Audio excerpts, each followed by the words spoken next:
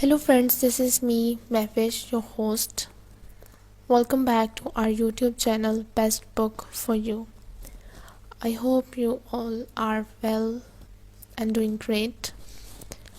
Today I'm back with another book, which is The Art of Saying No by Damon. Are you guys fed up with people taking advantage of you? Are you tired of co-workers, friends, and family members demanding your time and expecting you to give it to them?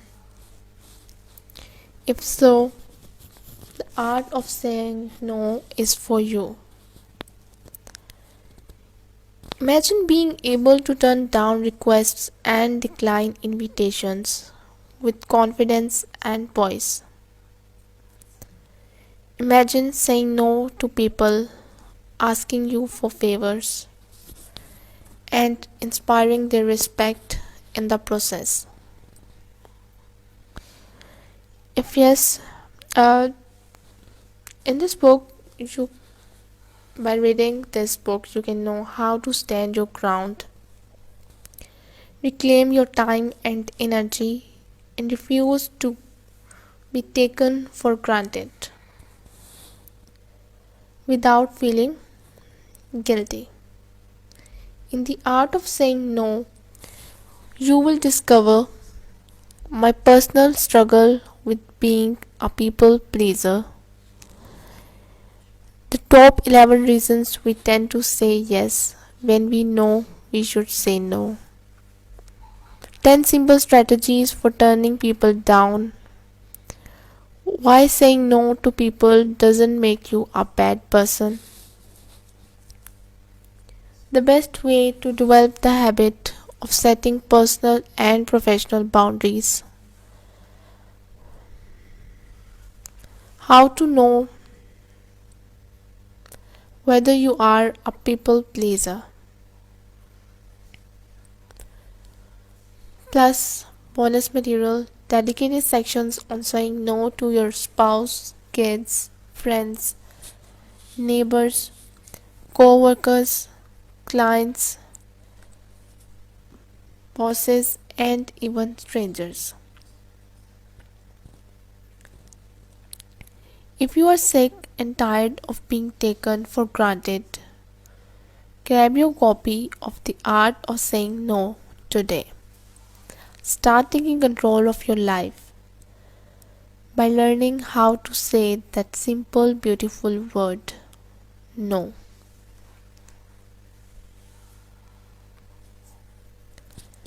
Think of a friend or acquaintance whom you had considered to be a typical people pleaser. This individual is probably one of the nicest people you know.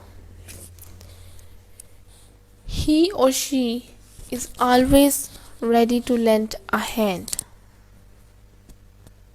Does this behavior sound disturbingly familiar to you in a personal way? Do you notice aspects of it in yourself? For example, when someone requests your help, do you immediately set aside whatever you are working on and say, sure? And here's the bigger issue.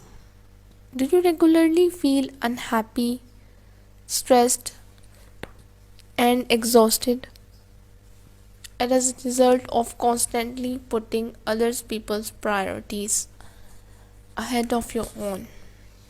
If so, this book is for you. Saying no to people is one of the most important skills you can develop.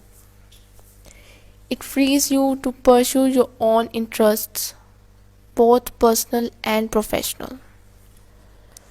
To that end, it will boost your productivity, improve your relationships, and fill you with a sense of confident calm that may seem alien to you at this moment. The ability to say no is liberating, but developing the skill is often difficult. For most of us, it requires undoing years of practice to the contrary. For most of us, for some of us, learning to say no contracts a lifetime of indoctrination from our parents, teachers, bosses, co workers, and family members. One of the most valuable lessons I have learned is that no one will protect my time or prioritize my needs as vigilantly as me. That's understandable. Most people act out of self interest. They naturally put their own priorities ahead of others' priorities. But it means each of us is responsible for making sure our personal needs are met. No one is going to do it for us. Moreover, it's important that we attend to our own needs before attending to the needs of others. This assertion may make you feel uncomfortable, particularly if you strive to be loving and giving in all that you do. After all, how much use will you be to others over the long run if you don't first attend to yourself? For example, suppose you agree to help others so often that you begin to skip meals, sacrifice sleep, and forsake activities you enjoy. You will gradually become so exhausted, irritable, and unhappy that you won't be able or willing to help others. This is the reason I recommend attending to your needs first. Doing so gives you the freedom to attend to other people's needs when you have the time, energy, and inclination. You will be able to decide to help on a case by case basis without risking or forfeiting your own health and happiness. Consider how flight attendants explain airline safety to passengers. In the event the cabin decompresses, you are supposed to put on your oxygen mask before helping others put on their mask. Help yourself first, then assist others. These instructions aren't intended to promote self-preservation. Rather, the airline knows that if you help others first, you risk coming to hypoxia, and that would prevent you from helping anyone. When you prioritize your needs over the needs of others, some folks will persist in their attempts to recruit you to their ends. They won't take no for an answer. In such cases, you will need to be assertive. Many people think assertiveness is something you are born with, but that's incorrect. Assertiveness is a learned trait. In the context of this book, it's a learned skill. Being assertive means having the self-confidence to express your needs and wants and pursue your own ends, even in the face of opposition. It involves telling people where you stand on a given topic and leaving no room for confusion. Assertiveness is declaring your point of view and not feeling as if you need others' approval or validation. For example, suppose you are discussing politics with a friend. Being assertive means expressing your position even if it contradicts your friend's position.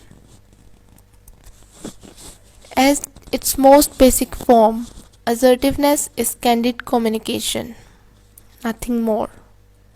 That's good news because it means assertiveness isn't a skill you are born with. You can develop it with training and practice. As you learn to be more assertive, your mindset will change. You will become more willing to share your ideas with others. You will be more inclined to ask for things you need and want. You will be less hesitant to express your opinions and more ready to speak up for those who are unable or unwilling to speak up for themselves. And of course, you will become better and more adept at giving voice to that simple, beautiful word that can literally change your life. No. It's important that we distinguish between being assertive and being aggressive. They are often confused as being similar, but they are entirely different behaviors. Healthy assertiveness is respectful. As we noted in the previous section, being assertive is nothing more than confidently communicating your position. Aggressiveness is belligerent. An aggressive individual communicates in a way that's rude, dismissive, and even threatening. Here are a few examples of each behavior in various situations. Expressing disagreement. Assertiveness. Listening to the other person and then sharing a dissenting opinion after the other person has finished speaking. Aggressiveness. Interrupting to the other person and speaking over him or her. Sharing ideas in a group setting. Assertiveness. Participating in the group dialogue, allowing others to share their ideas and expressing thoughts on those ideas in a respectful manner. Aggressiveness. Trying to dominate the group dialogue, speaking over others and treating their ideas down without consideration for their feelings.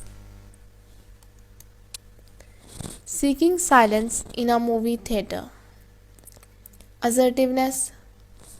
Asking the offender to lower his or her voice so you can enjoy the movie.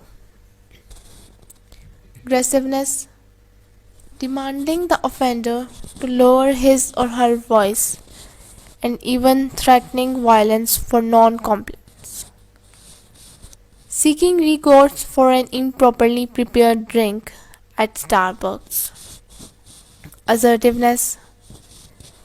Explaining the problem, example too much chocolate syrup in an iced matcha, to the barista and asking him or her to remake the drink while maintaining eye contact. Aggressiveness.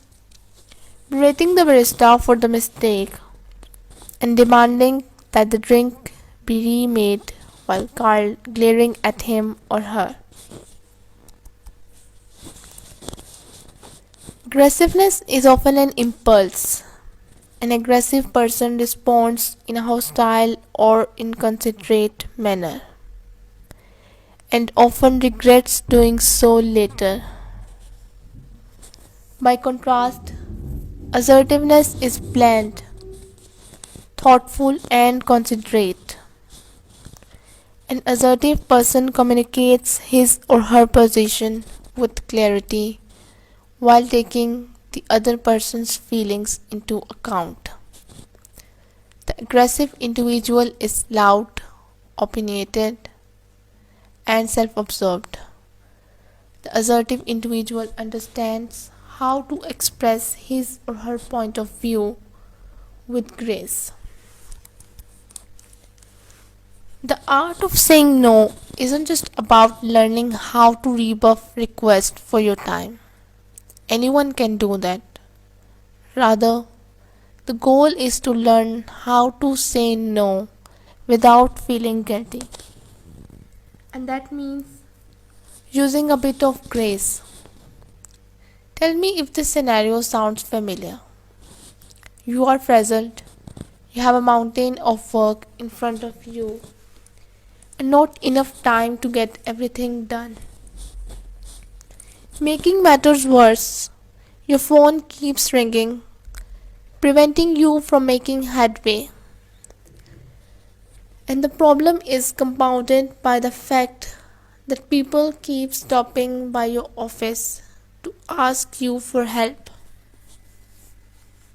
In short, you are feeling overwhelmed and frustrated. At that moment, another co-worker approaches your office. He wants you to do something for him, unaware of your stress and state of mind. He is in for a surprise. You have been saying yes to people all day and you are sick of it. Worse, you are irritated at yourself for continuously catering to your co-workers' needs while allowing your own to go unattended. Your co-worker reaches your office and asks, "Can you do me a favor?" You glare at him, brow furrowed and teeth gritted, and snort, "I don't have time for you right now. Can't you see I'm busy?" Your co-worker, speechless with eyes wide, slowly backs out of your office. He manages to mutter, "Gosh, I'm sorry," before doing an about face and departing. You watch him walk away and instantly feel guilty. In this scenario, you have managed to say no. You have successfully rebuffed your coworker's request for help. But the manner in which you have done so has likely caused hurt feelings, resentment, and other negative emotions that will haunt you later. I am ashamed to say this scenario comes from my own life. Many times back, when I was a people pleaser, I had become overwhelmed and lost my cool. I had blown up, taking out my frustration on whoever was unlucky enough to catch me at a bad time. And I had always regret it. The art of saying no will show you a better way. By the time you have finished reading this book, you will have all the tools you need to say no with grace and tact, and importantly, without guilt. The art of saying no is organized into four parts. In my opinion, each part is essential. Each one addresses a crucial aspect of learning how to set boundaries and say no with confidence and poise. Furthermore, each part builds on the one that precedes it. Each adds substance and strength to the foundation laid by the one it follows. By the time you have finished reading The Art of Saying No, you will know two important things. First, you will know precisely why it's so difficult to decline others' requests. Second, you will know how to do it without feeling guilty and in a way that increases the respect others have towards you. The art of saying no is an instruction manual that might sound boring, but it's actually a benefit. It means the material is presented in a soup to nuts fashion. Nothing is left to chance. No matter where you are in the process of learning to say no, this book has you covered. Moreover, specific material in the book is easy to find. If you need to refresh your memory about a particular concept or strategy, all you have to do is look through the table of contents. The material is organized in a logical, initiative manner. You may be tempted to breeze through this book. It's short and can be read in a couple hours. But if you truly want to get maximum mileage from it, I recommend a different approach. Read each section and pause once you have done so. Reflect on the material in the context of your life. It's one of the smallest words in the English language, yet many of us believe it carries such awesome power that we are afraid to say it. In those instances when we do manage to say no, we instinctively downplay our intentions, offering excuses and apologies to the requester. Most of us were raised to believe that saying no is rude and egocentric. This belief becomes a significant part of our value system. So we spend our childhoods and much of our adult lives trying to live in a way that reflects an image we consider more honorable and respected. The result, we end up saying yes to everyone around us, even as we become increasingly frustrated, embittered, and resentful. People often take offense at things that aren't intended to give offense. An example is hearing the word no after they ask for someone's help. You can probably recall instances when this has happened to you. Someone asks you for your time, attention, or money, and you respectfully decline the request. The individual's reaction is immediate and openly displayed on his or her face. A furrowed brow, a deep frown, and tight lips betray hurt feelings and indignation. The individual takes offense. He or she may even utter, "That's rude." Understandably, this causes you to feel pangs of guilt. As you watch the requester walk away, the displayer evident in his or her body language, you can't help but feel as if you have done something wrong. But let's logically unpack this scenario. First, it's important to understand how this type of offense surfaces. It has nothing to do with moral outrage, the acrimony we tend to associate with taking offense, nor is it a reaction to a perceived wrongdoing or act of villainy. Rather, when offense is taken in these circumstances, it usually stems from the requester's insecurities. He or she internalizes the word no as a personal rejection. It stings, which promotes the reaction. It took me years to come to this realization. When it finally dawned on me, everything changed. I realized that as long as I was respectful to the individual asking for my help, I wasn't responsible for any offense taken when I said no. This was a liberating feeling. It freed me from my fears of turning down requests. Think about someone in your life who takes offense upon hearing the word no.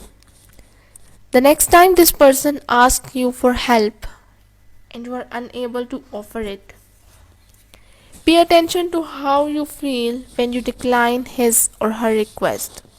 Do you feel guilty? Do you feel as if you have done something wrong? Realize there's no reason to feel that way. As long as you are being courteous and candid, you're not responsible for any offense taken by the requester. If you're like me, you hate disappointing people.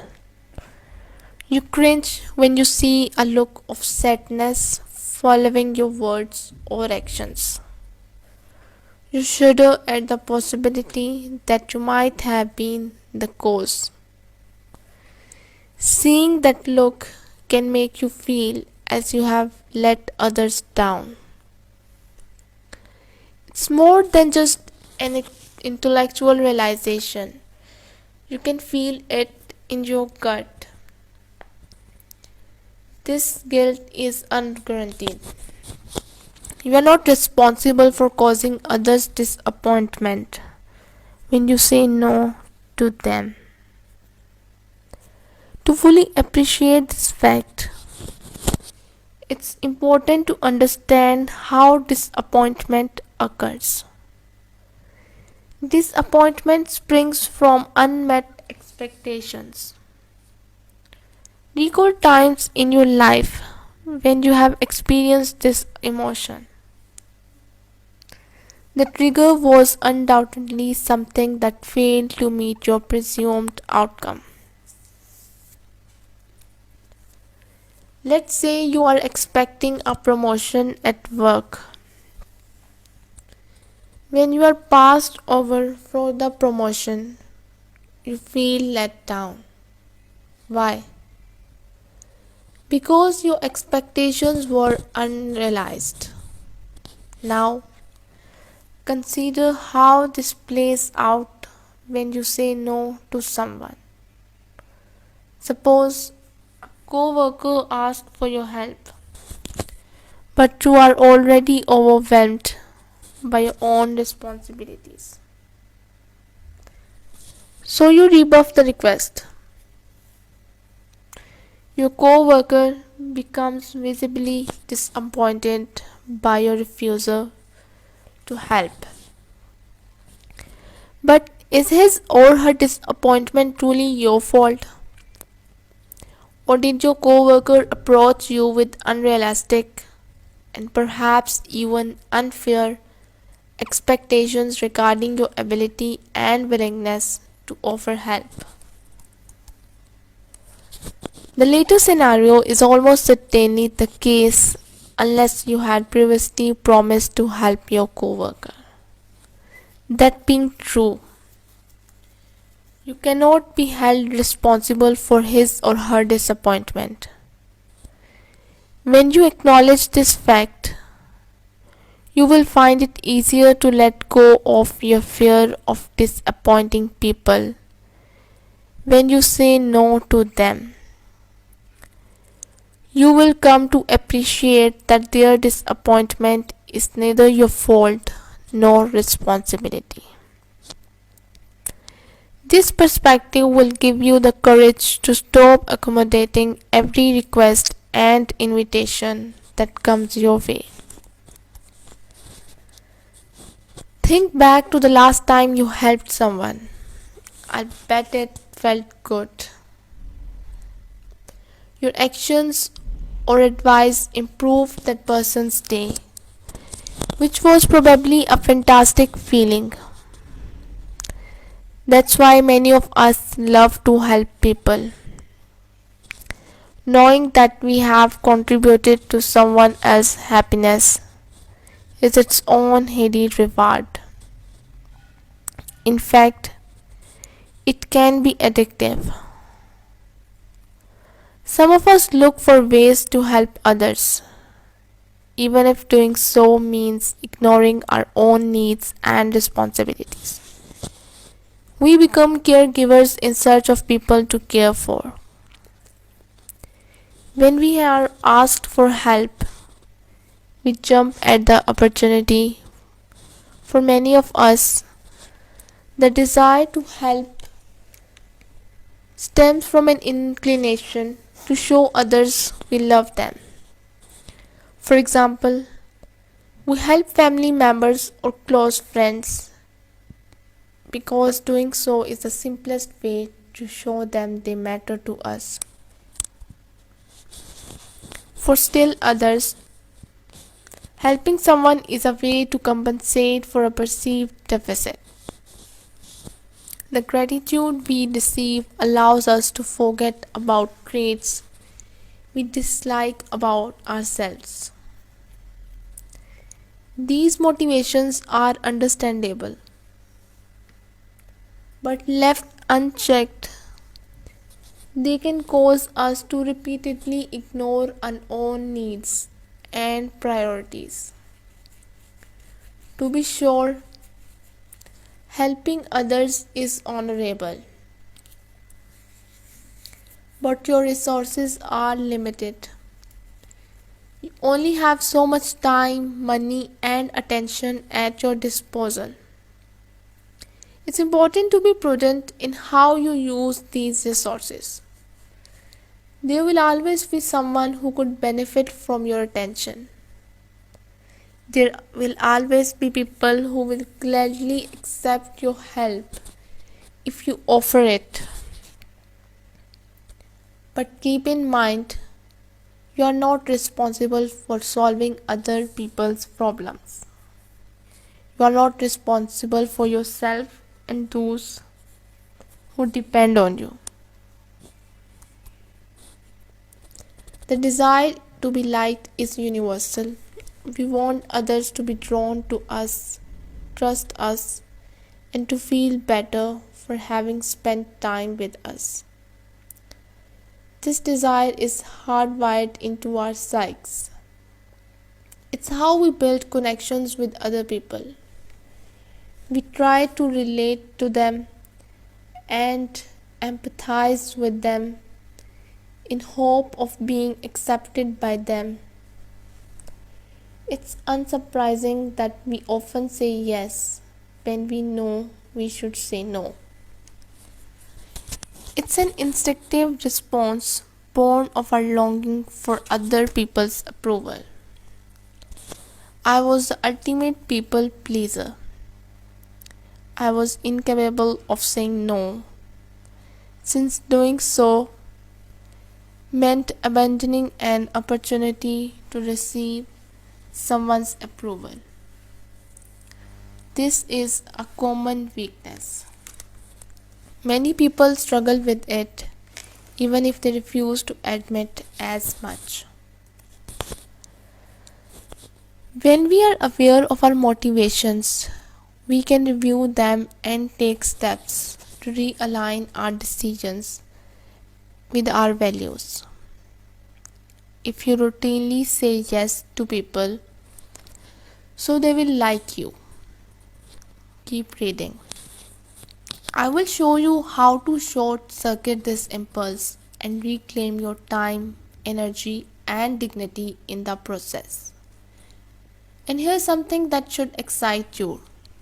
Learning to say no with purpose and poise will actually improve your status in the eyes of your friends, family members, and co-workers. You will no longer be seen as a doormat. Instead, you will gain their respect and inspire their trust. To that end, if I can overcome the people pleasing habit, you can too. Think back to the last time you served as a resource for someone.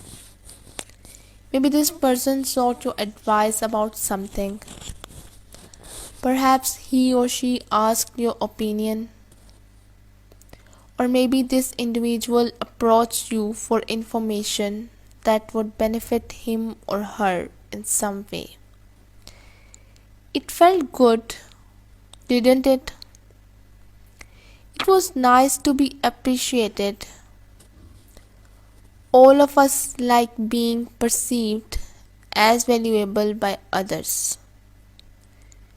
We enjoy feeling relevant and important. It gives us higher status in others' eyes, if only for a short time. Here's the problem: this feeling can be intoxicating, prompting us to constantly seek opportunities to prove our worth and reinforce the idea that we are valuable. This inclination can spur us to say yes to requests when we should say no. I don't mean to suggest you should always turn down requests for help.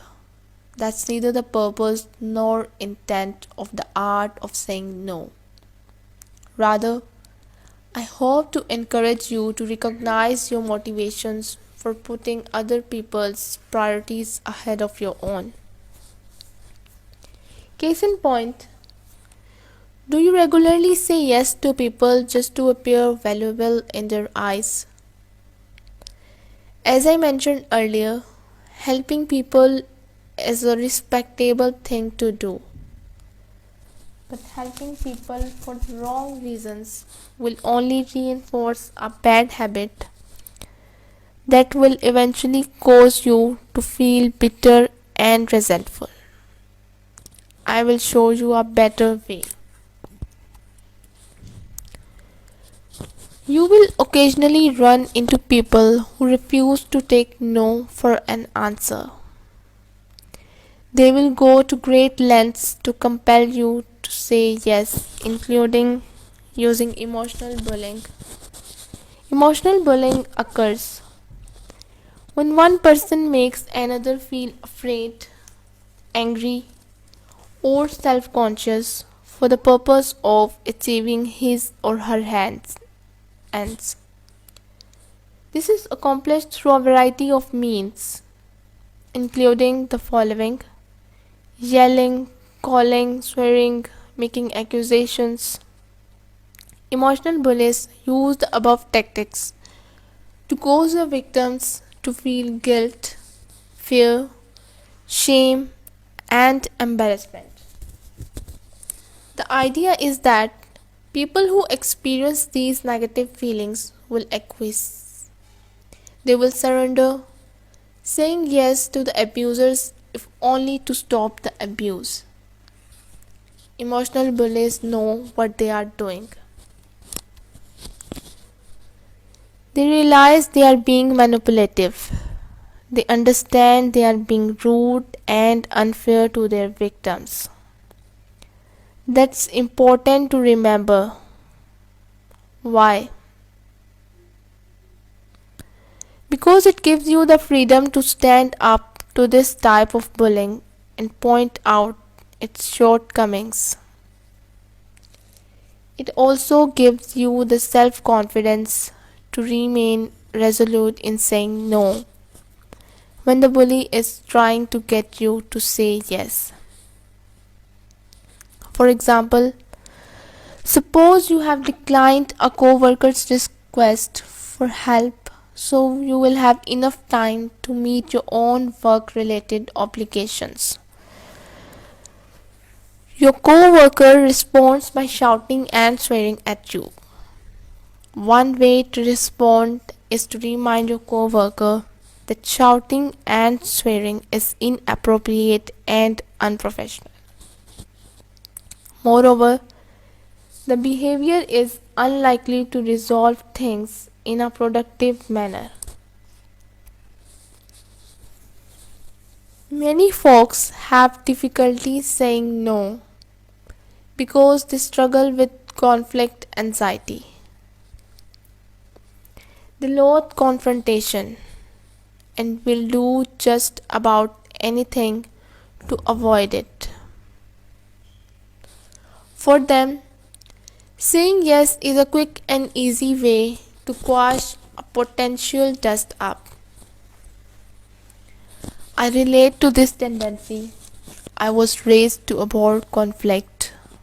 When the person I was talking to appeared to become frustrated, angry, or even mildly disappointed, I'd immediately try to soothe them. When such feelings were triggered by something I had said, I had immediately retract my statements. Here's an example of how such conversations progressed. Requester: Damon, can I ask you a favor? Me: Sure. What do you need? Requester: Can you take me to the airport this Friday? Me: I'm sorry, I can't do it this Friday. Requester, getting angry: Are you serious? You're not going to help me? Me, with a deer in the headlights stare. Uh, Requester, getting angry: Don't ever ask me for anything in the future. Me, desperate to end the conflict. Okay, calm down. I will take you to the airport. Acquiescing to the requester's demand was easier than standing my ground. This was the case because I had such a strong resistance to conflict. I was willing to give in just to avoid a confrontation. Maybe you can relate. Perhaps you tend to say yes to people so they won't be angry or frustrated with you. You have learned that being nice stifles any chance of a showdown. The problem is, capitulating to avoid conflict reinforces the idea that your feelings are less important than those of the other person. The reality is, they are not less important. You're just being made to feel that way. If you are afraid of conflict, there are small, simple things you can do to overcome that fear. Saying yes is an ingrained habit for many of us. It's something we learn to do over a long period of time. The longer we do it, the more entrenched the habit becomes until it's instinctive. We do it on autopilot, agreeing to things before we even realize we are doing so. In a sense, we have wired our brains to respond in that way whenever people ask things of us. Think about the last time you agreed to do something you weren't even remotely interested in. Did you find yourself saying yes before you had even considered how doing so might impact you? That's a learned behavior. It can stem from a number of factors. For example, you might have learned as a child that saying yes resulted in approval from your parents or other authority figures. Such lessons have a powerful effect on us.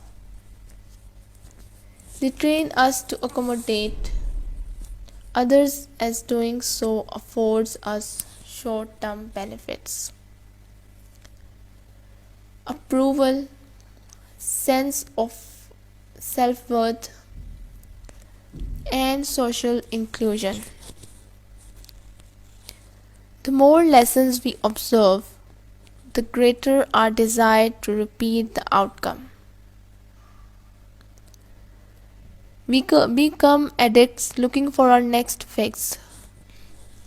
The good news is that, like any habit, the tendency to instinctively say yes can be unlearned. It can be undone. We can rewire our brains so we are more contemplative about the requests being made of us. It's not easy to reverse a habit you have developed over years of repeated application, but it can be done. The first and arguably most important step is to recognize the habit exists. Someone asks you for help. The problem is you have swamped with projects and consequently lack the time to lend a hand. You know you must say no to the person's request. There's no other option given the volume of work on your plate. But you don't respond with, "I am sorry, I am unable to help you." Instead, you hem and haw and eventually say, maybe, but I'm kind of busy. I don't know how much time I can spare. This sends a mixed message to the requester. It tells him or her that you are otherwise engaged, but may be receptive to the request. It signals that you might be persuaded to set aside your responsibilities to accommodate him or her.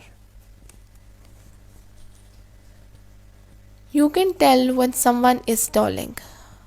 Likewise, others can tell when you do it. None of us are as inconspicuous as we think.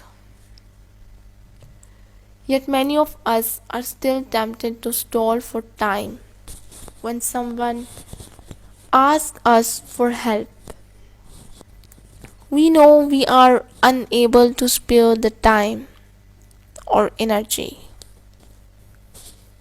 We realize the answer must ultimately be no.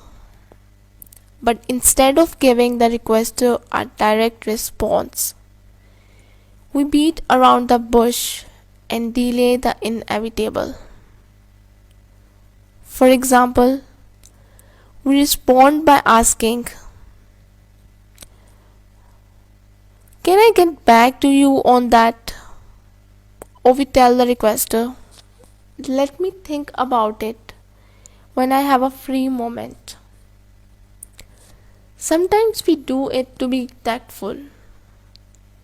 We know we must decline the request, but we don't want the requester to think we are rejecting him or her. We don't want the individual to think it's personal.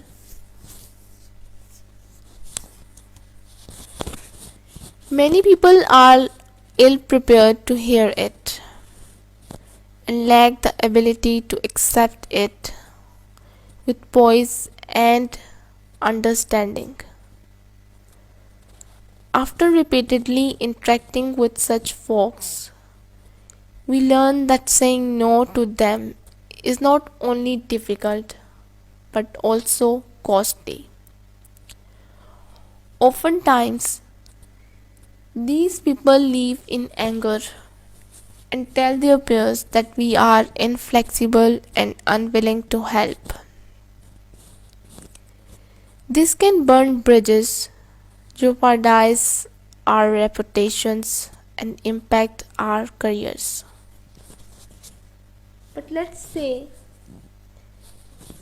you know from past experience that he's not sympathetic. He's inclined to hear no as a personal rejection and likely to be angered by it. To avoid this reaction, how else might you decline his request?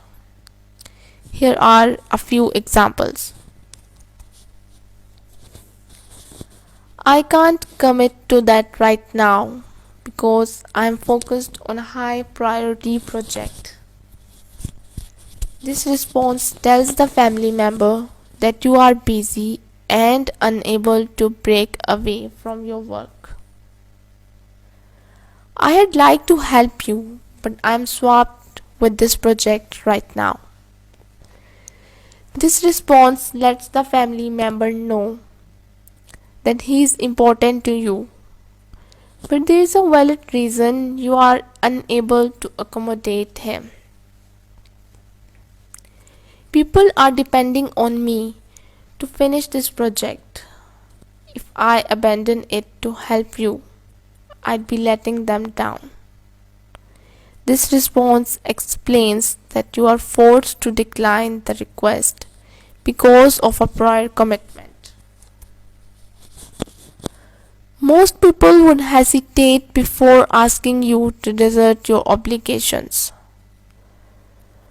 Notice how none of the above examples use the word no. It's a difficult word to say because it's a difficult word to hear. Turning down requests in ways that allow you to avoid saying no outright can help soften the blow. That can diffuse any potential confrontation with the requester. This approach can be effective for any type of request. It will work just as well when you are asked for money as it will when you are asked to devote your time or labor. Have you ever noticed how easy it is to say, I can't, when someone asks for your time, money, or labor? For some of us, the response is practically automatic. It's a reflex. We say I can't before we are able to consider what it means. In most cases, we actually can help. It's technically possible for us to do so. We can surrender our time, we can give money, and notwithstanding physical ailments, we can offer our labor. But when we turn down our requests, we choose to say I can't. This response allows us to avoid taking ownership of our decisions. We get into the habit of turning people down without expressing our decisions as a matter of personal choice. That's the opposite of empowering. It's disempowering. And it can have a significant negative psychological effect on our behaviors and thoughts. The good news is that there is a simple, if not easy, solution. When you must turn down a request or invitation, express your decision as a personal choice. Instead of telling the requester I can't, tell him or her I don't want to. Give a reason if you suspect doing so will diffuse a potentially combative response. Make sure your reason is sincere and not simply an excuse. The important thing is that you own your own decision. Responding in this manner to requests you are unable to accommodate is an affirmation of your will and personal authority. This isn't a stalling tactic, rather, it's a way to revisit a request when you have more time to think about it.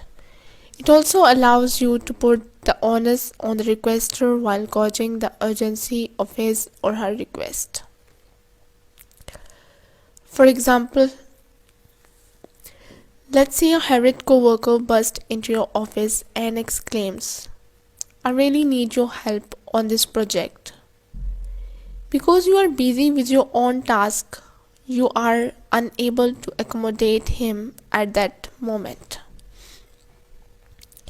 But you might be able to lend a hand later. After you have completed your work, to that end you respond, I don't have time to help you right now, but check in with me after 4 p.m. Things will be less crazy then. With this response, you eliminate all of the pressure placed on you by the requester. No one likes to be left hanging. When you say no, give the requester another option. It will go a long way toward mitigating his or her disappointment at your inability or unwillingness to lend a hand. For example, suppose John, a co-worker, drops by your office and asks you to help him with a project. You are busy with your own work-related responsibilities and therefore plan to turn him down. But rather than leaving him hanging with a simple no, you had like to give him another option. Options usually come in the form of mentioning others who might be able to help in your stead.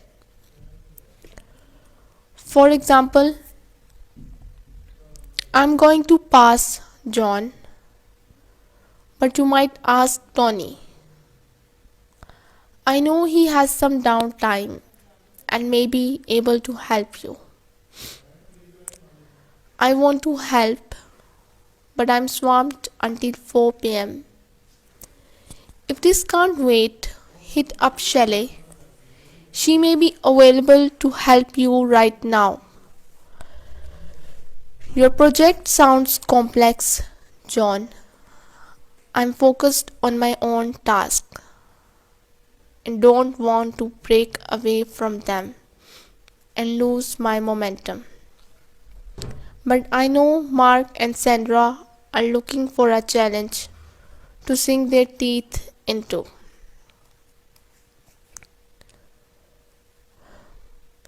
At any given time, we are subject to temptations that threaten to consume our time, money, labor, and other resources.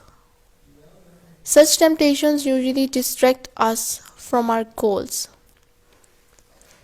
Being able to resist them, essentially saying no to ourselves, is key to living a healthy, rewarding life. For example, let's say you are trying to shed a few pounds. You had decided to stay away from junk food to help you accomplish that goal. Unaware that you are forbidden yourself to eat junk food, a coworker brings donuts to the office. You have two choices. 1. Say no to yourself and remain committed to your goal. 2.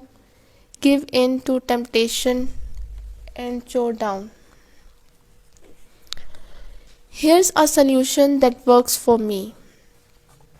Make I don't statements. These statements are a declaration of what you choose not to do. For example, when you are offered a donut,